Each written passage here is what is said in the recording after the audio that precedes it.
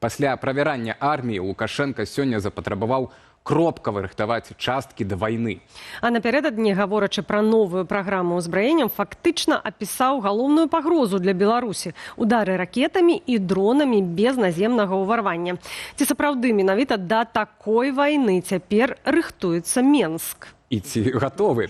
Пры гэтым галоўны акцэнт новай праграмы ўзбраенняў на супрацьпаветранай абароне, радыёэлектроннай барацьбе, сувязі і выведцы. Напярэдадні Лукашенко спасхаўся на канфлікт вакол Ірану і фактычна прызнаў, галоўная пагроза сучаснай вайны – масавыя ўдары ракетамі і дронамі. Паводле ўлады ў Беларусі доля сучаснага ўзбраення ў арміі ўжо дасягнула 45%, але галоўнае пытанне – што хаваецца за гэтай лічбаю? Сапраўды новыя тэхналогіі ці мадэрнізацыя старой савецкай тэхнікі? З намі на сувязі Владимир Жыгар, прадстаўнік Белпол. Спадар Владимир, добрый вечер. Добрый вечер. Вечер добрый, спадар Владимир. Лукашенко фактычна апісвае для Беларусі іранскі сцэнар, вось гэтыя масавыя ўдары ракетамі, дронамі і без пры гэтым наземнага ўварвання, хаця здавалася раней менавіта да гэтага рыхтаваліся. Наколькі вось актуальна і рэалістычная гэты выклік, пагроза, да якой рыхтуюцца беларускія войскі сёння? Ну і хто у такім разе мае вось гэтымі ракетамі і дронамі страляць па Беларусі? Ну, в принципе, мы имеем ситуацию, когда реалии и теперешняя война в Украине, и война в Иране, в общем-то, показывают, как в 21 веке ведутся войны. То есть не обязательно вторгаться, не обязательно использовать старые какие-то методички и эти, скажем так, старые планы для ведения боевых действий. И Украина, в принципе, это показывает, да, то есть она очень качественно, точечно работает по целям в России. И, безусловно, Лукашенко осознает, что именно такой и будет война. И, надо признаться, в Беларуси производят очень многое из того, что, в общем, ну, то есть из видов оружия, которое используется в войне. Однако все мы понимаем, что качество этого оружия крайне сомнительное, потому что это, по большому счету, это какие-то модернизированные советские установки, советские технологии. И если, отвечая на ваш вопрос о том, кто может, ну, в принципе, это то, о чем говорит Белпол уже, наверное, на протяжении 2,5 лет, что Беларусь готовится к войне. Милитаризируется белорусские дети, милитаризируется белорусская экономика, изменяется законодательство, очень многие, да, то есть там пункты, которые подверглись изменению. На территории Беларуси возводится военная инфраструктура, которая не нужна государству, которое не готовится к войне. Поэтому, безусловно, здесь мы отмечаем, что вопрос не только в Украине, только именно в конфликте со странами НАТО. Ну, вось вы кажаце, што рыхтуецца да вайны, але і суседзі все, некаторыя воююць, як Украіна і Расія, ну і Польшча, Літва, як чальцы НАТО, таксама шырока і праводзяць там мадэрнізацыю і свайго войска, і запрашаюць замежнае, так, і гэтак далей. То бок і выдаткі растуць, так, на войска. Ну і лагічна, што Беларусь пасярэдзіны гэтага ўсяго знаходзіцца, ну і таксама мае неяк свае кандыцыі вайсковыя подцягваць пытанне, вось ці фактычна Беларусь мае все магчымасці і тэхналогіі для таго, каб эфектыўна супрацьстаяць гэтым выклікам, пра якія вы кажаце, пра гэтыя дроны, ракеты, бо калі нават паглядзець на тую ж Расею, з якой у нас вайсковы саюз, ну дык яны не моцна сабе даюць рады з украінскімі дронамі і нават з гэтымі фламінга, так, новымі ракетамі, якія яны пачалі рабіць. Ну, безусловно, советский тип вооружения значительно уступает натовскому вооружению. И даже небольшое количество условных «Хаймарс» значительно сделали перевес Украины там, в определенный момент.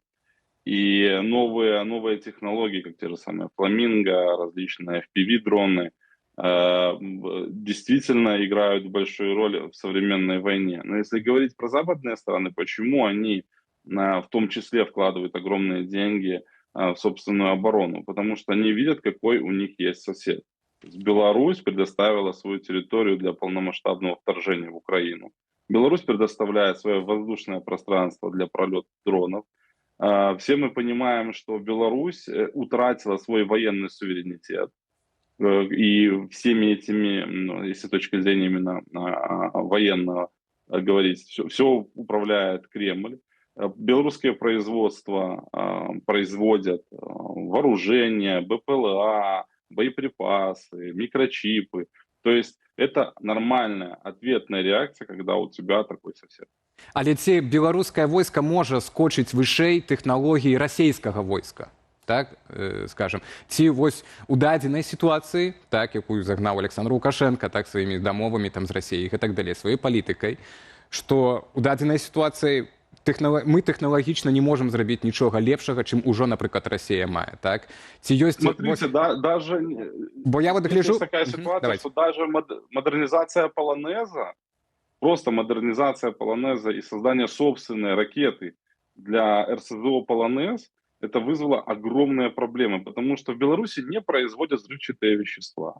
В Беларуси не было таких направлений, как ракетостроение. То есть, по сути, даже вот создание одной ракеты для «Полонеза» это уже большая проблема, которая в настоящее время, безусловно, они стараются ее решить. Но это не значит, что они ее решат там условно через месяц, через два, ну там до конца года у них по плану, в общем-то, произвести собственную ракету. Да, есть беспилотники, их примерно в среднем так, где-то 35 видов, которые уже производятся на территории Беларуси, часть из них поставляется в Россию уже, и часть из них, увы, использовалась Россией в войне против Украины. Однако это все равно не такое пока что массовое, либо очень эффективное оружие. То есть, по сути, Беларусь старается производить то, что есть у них на вооружении, либо есть на вооружении у России, потому что очень часто там те же самые прицелы для бронетанковой техники производилось для такой техники, которой в Беларуси нет и никогда не было. Поэтому какого-то значительного скачка производства какого-то вооружения безумного Беларусь не может этого сделать, у него просто на это нет денег. Все то, что модернизируется в Беларуси, все то, что возводится с нуля, все то, что переориентируется, как тот же самый Лигмаш, это все происходит за деньги русских, потому что русские являются основным выгодополучателем. Ну, вось я хацеў наступнае пытанне вам акурат задаць пра бюджэты, так, нашыя суседзяў і Расіі на вайну, так, ну і вось кажучы пра гэтыя дроны, я просто акурат сёння міністр абароны Беларусі быў на справаздачы перад Александром Лукашенком, а міністр абароны Украіны сёння сустракаўся з SEO кампаніяй, зараз скажу вам, якая Palantir, так, і гэта, ну, просто супер огромная, так, тэхналагічная развітая цяпер кампанія, і вось яна ім будзе цяпер дапамагаць інтэграваць АІ развязанні ў сістэму дэтальнага аналіза паветраных атак, для працы з вялікімі аб'ёмамі разведданых, карацей, там ужо космас такі наступае, так? І гледзячы на нашыя, так, і вучэнні, і расходы на бюджэт, а бюджэт у нас такі, што намінальна нібыта вырас на 4% для абароны ад мінулага года, але фактычна яго з'ела інфляцыя. Так? Але улады пры гэтым і Лукашенко сёння яшчэ мудраецца нейкім чынам тлумачыць павышэнне баяздольнасці арміі. Але оно, можа, сапраўды адбылося павышэнне гэтага баяздольнасці арміі за гэтыя гады вайны ва ўкраіне, навучыліся дроны рабіць, імі ўпраўляць, то бок ёсць, как бы, беларуская армія ўсё-такі расце, як бы там ні было, развіваецца да гэтых крытэрыяў сучаснай вайны, ці все-таки мы занадта моцна адстаем ад суседзяў? С одной стороны, мы, конечно, очень серьезно отстаем от соседей, безусловно. А с другой стороны, тот опыт, который есть за счет войны в Украине, конечно же, белорусским войском он перенимается. Но все равно одно дело точечная, филигранная, такая ювелирная работа ВСУ, а другое дело, в принципе, та тактика, которую выбрал Кремль, просто бомбить мирные города. И, ну да, с точки зрения, например, того, что вот дроны, да, что БПЛА, что это сейчас очень сильно эффективно. конечно же, определенная информация доходит, но все равно одно дело учиться, другое дело это все использовать на практике. Если говорить про Беларусь, ну, смотрите, они не так давно заявляли о создании собственного автомата, там, ВКС-100, если я не ошибаюсь. Фактически это является просто модернизированный автомат Калашникова, который напичкан туда, напичкали различных там оптики, других там моментов, и это все делает компания Kidmatech, но опять-таки все упирается, чтобы производить его действительно массово и куда-то, например, продавать русским, продавать кому-то еще, необходимо оборудование. Оборудования такого в Беларуси нет. Планировалось, что для массового производства это оборудование будет поставлено из Ирана. Но сейчас этот вопрос очень серьезно подвис из-за ситуации в Иране. То есть и то же самое касается, например, производства тех же самых боеприпасов, артиллерийских выстрелов, реактивных снарядов. Такой отрасли вообще в Беларуси не было, ее создают с нуля, но там регулярно сталкиваются с огромным количеством проблем, что нет какого-то оборудования, его необходимо закупать, очень часто этому мешают санкции. Нет взрывчатки, нет компонентов для взрывчатки, опять-таки, ее нужно закупать. Беларусь пыталась сделать порох из льна, но, как оказалось, что это, мягко говоря, сильно неэффективно, и поэтому от этой идеи на сегодняшний день отказались.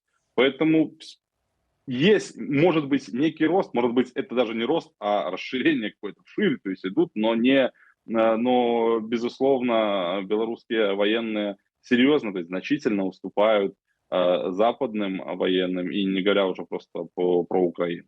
Спадар Владимир, мы таксама сёння у нашых гледачоў пытаемся, ці рыхтуюцца яны да вайны, вот у сувязі з заявай Лукашэнкі, тое, што ён рыхтуецца да вайны. І цікава, прыкладна аднолькава адказваюць людзі паміж нашымі варыянтамі, хіба найменш 19% кажуць нават не задумваюся, а найбольш 27% кажуць чакаю, але бяздзейна. І вось тут такое блізу чалавечае пытанне, ці акрамя вот этого чакання бяздзейнага беларусы ўвогуле могуць неяк адчуць сапраўдную пагрозу. То бок, калі мы на фоне пастаянных вучэнняў, на фоне пастаяннага правярання вайскоўцаў чуем заяву Лукашэнкі, будзем адмабілізоўваць кропкава часці для таго, каб рыхтаваць іх да вайны. Ці гэта ўжо наступны крок, на які трэба звярнуць увагу, ці ўсё ж такі тыя самыя рэйкі? В принципе, это то же самое, с одной стороны, потому что если что-то Лукашенко говорит, то он все-таки, те, кто ему пишут текста, и тот, кто это все показывает, то есть это все, в принципе, более-менее спланировано. То, что находится в тени, вот это действительно вызывает угрозу. И Белпол за последние несколько месяцев провел несколько десятков брифингов, где мы доводим нашим европейским партнерам, нашим украинским партнерам, Белпол был не так давно в Киеве, мы доводим эту информацию и показываем реальное положение вещей. Вот то, что действительно режим скрывает, то, что действительно указывает на подготовительные действия, мы это демонстрируем, мы каждое свое слово аргументируем документами, какими-то чертежами. И вот это по-настоящему вызывает угрозу, потому что очень многое из того, что делается, оно делается, во-первых, за деньги русских, и, во-вторых, что-то должно быть готово, либо должно выйти на свои производственные мощности к 2027 году. И это действительно вызывает что-то ближе к середине 2027 года, но вот это вызывает действительно огромные опасения. С учетом того, что еще и законодательство меняется, где вводятся такие, например, понятия, как разбор завалов гражданским населением в невоенное время. Опять-таки, это все с отсылкой к так называемому СВО. Либо принятие на службу, в сержантский состав, естественно, не граждан Республики Беларусь. Это все, надо на всю эту картину смотреть целиком. Не на отдельные ее пазлы, условно, что-то Лукашенко сказал, чего-то он не сказал, а вот действительно на всю эту картину целиком. И когда на нее смотришь, это действительно вызывает очень серьезные опасения.